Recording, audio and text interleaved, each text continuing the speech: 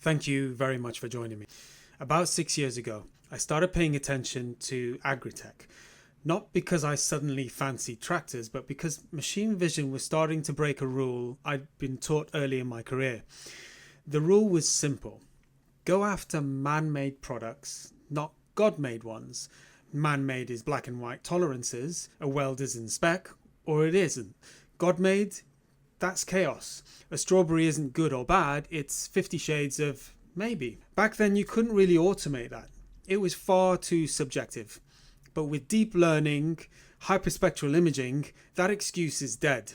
AI can now be trained on what your graders think is good enough and replicate it consistently. Suddenly, the subjective isn't impossible.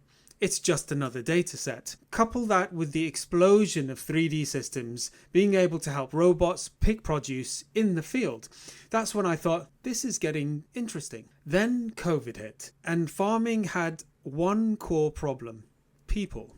Not weather, not pests, people. In the UK, the government had to extend its seasonal worker scheme for 5 more years just to keep fruit on the shelves. That's 45 to 55,000 workers flown in annually. In Canada, agricultural job vacancies are projected to top 100,000 by 2030, with a third of the workforce retiring.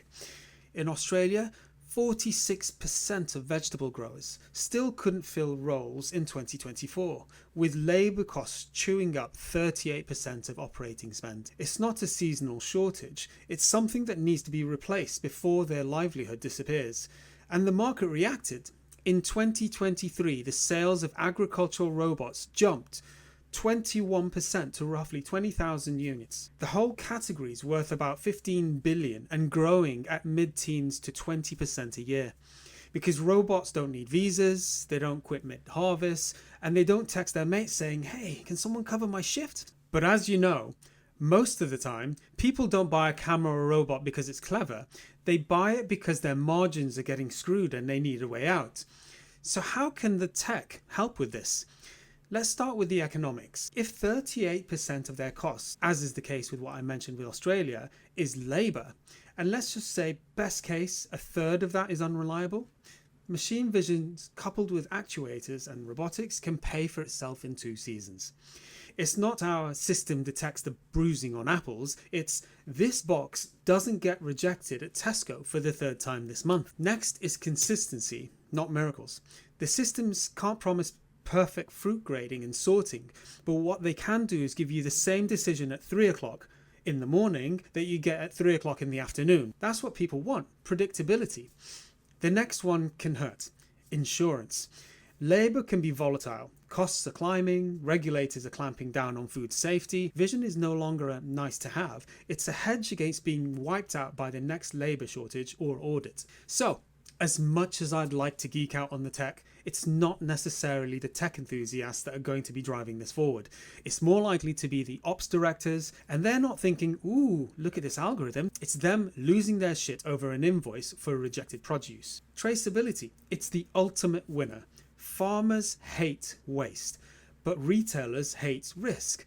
If you can prove every box that leaves the farm was graded, logged and tracked, you're not just providing tech, you're providing access to higher value contracts. It's not scan to cloud integration, it's your system proves this batch didn't come from the dodgy field that failed pesticide testing. I think growers are starting to see all of this.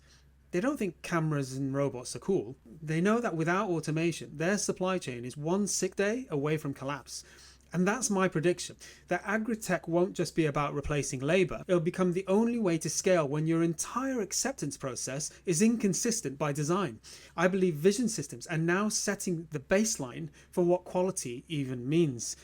And as more nations hit labour walls, like UK, Canada and Australia, the pack houses that don't automate will simply shrink. And just to be clear, this isn't just about sorting fruit. Once that box is graded, it still needs to be verified, tracked, trace and cold chain monitored. That's where vision and tracking systems really step in, connecting acceptance at the line to delivery at the shelf. Now that they've started to explore it, growers have started to see that full visibility is what makes automation worth more than just filling a labor gap. It's what's going to help them expand.